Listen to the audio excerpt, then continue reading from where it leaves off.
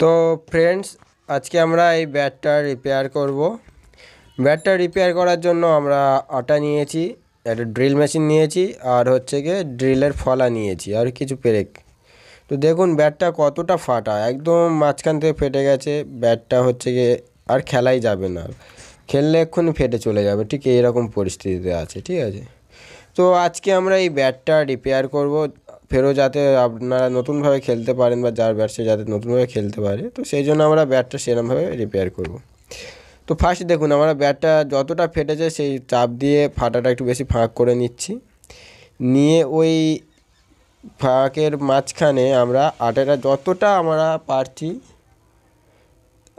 আটাটা ঢুকিয়ে দেওয়ার চেষ্টা করছি, কারণ যত ভালোভাবে আপনি আটাটা ঢুকিয়ে দিতে পারবেন, ভিতরে যখন আটাটা শুকিয়ে যাবে, ভিতরে যে কাঠটা ছাড়ার চান্স কম থাকবে। ঠিক আছে, তো সেই জন্য আটাটা ভালো করে, যতটা সম্ভব ভালো করে আটাটা আমাদের ভিতরে প্রবেশ করানো উচিত বা দরকার। দেখুন কতটা সুন্দরভাবে আটাটা ভিতরে দিচ্ছি। তো এরকমভাবে আপনারাও আটাটা ঠিক হচ্ছে ভিতরে দেবেন। আর ফাটাটা দেখুন কতটা দূরে গেছে, তার মানে একদম মাথা থেকে পা পর্যন্ত ফাটাটা হয়ে গেছে। ঠিক আছে,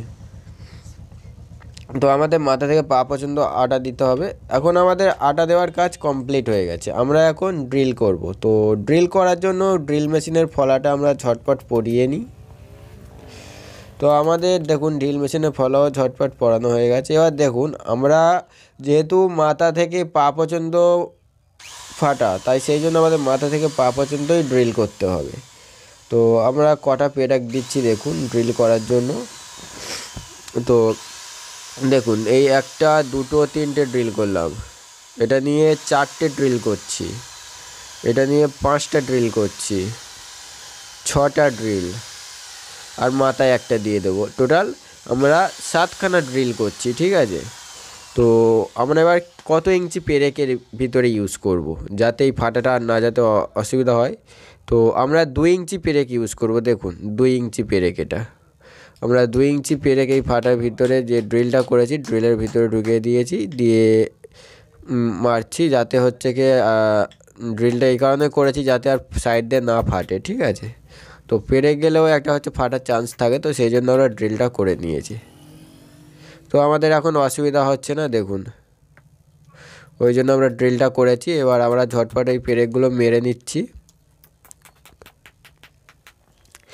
তো শুধু আমাদের পেরেক মারলে হবে না, ঠিক আছে, পেরেকগুলো আমাদের 1 ইঞ্চি বরাবর দাবিয়ে দিতে হবে, যাতে ভিতরে ভালো করে টাইটভাবে যায়। তো 1 ইঞ্চি বরাবর দাবানোর জন্য আমরা একটা ছোটো একটা ব্যানা নিয়ে নিয়েছি। ব্যানাটা হচ্ছে আমরা ইউজ করেছি ড্রিল মেশিনের যে ফলার চাবি, সেটাই আমরা ব্যানা হিসেবে ইউজ করে নিয়েছি। এখন হাতের কাছে যেটা পেয়েছি, দেশি জোগাড়। ঠিক আছে, তো যাই হোক, তো দেখুন আমরা কতটা হচ্ছে দাবিয়ে নিচ্ছি, যাতে হচ্ছে ভিতরে টাইটভাবে যায়। ঠিক আছে, তো আশা করি এখন আর ফাটাটা থাকবে না।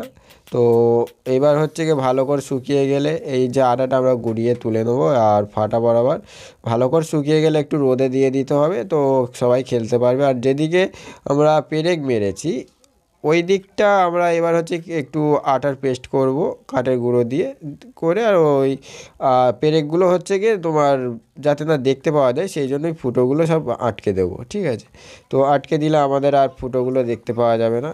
তো ফ্রেন্ডস, আমাদের এই যে আটা দেখুন, আর ফাটাটা কেউ দেখতে পাচ্ছেন? কেউ ফাটাটা আর দেখতে পাবে না, যখন আরও শুকিয়ে যাবে ফাটাটা আর একদমই দেখা যাবে না। তো ভিডিওটা যদি তোমাদের সবাই ভালো লাগে, প্লিজ লাইক, শেয়ার আর কমেন্ট করতে ভুলবেন না। আর এই যে ব্যাটটা তৈরি করেছি, ব্যাট তৈরির ভিডিও, এই যে দেশি জোগাড়, এটা কেমন হয়েছে তোমরা সবাই কমেন্ট করতে ভুলবেন না। তো ফ্রেন্ডস, আজকে ভিডিওটা আমি এই পর্যন্ত। আর যদি ভিডিওটা তোমাদের ভালো লাগে, তো আমি মনে করো যে আমার ভিডিওটা বানানো ধন্য হয়েছে। ঠিক আছে, তো আজকের জন্য এই পর্যন্ত। নেক্সট ভিডিওতে আবার তোমাদের সাথে দেখা হবে। চলুন টাটা, পরবর্তী একটা ভিডিওর জন্য রেডি থেকো।